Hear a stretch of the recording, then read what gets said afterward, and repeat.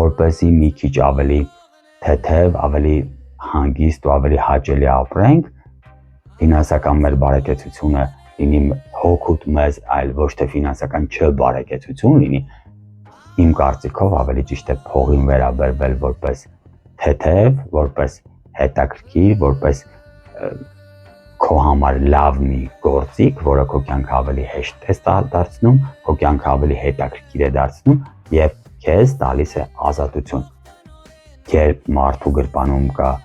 բավականաչափ իր համար ընդունելի քանակի փող, ինքը դառնում է ավելի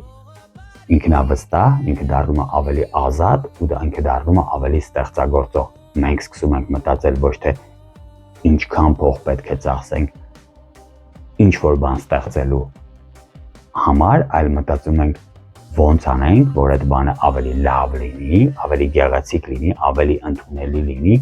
ու ավելի մեր սրտով լինի։ Ու երևի նաև ավելի շատ ծառայի մարդկանց կամ այն նպատակին, որի համար իրան ստեղծում են։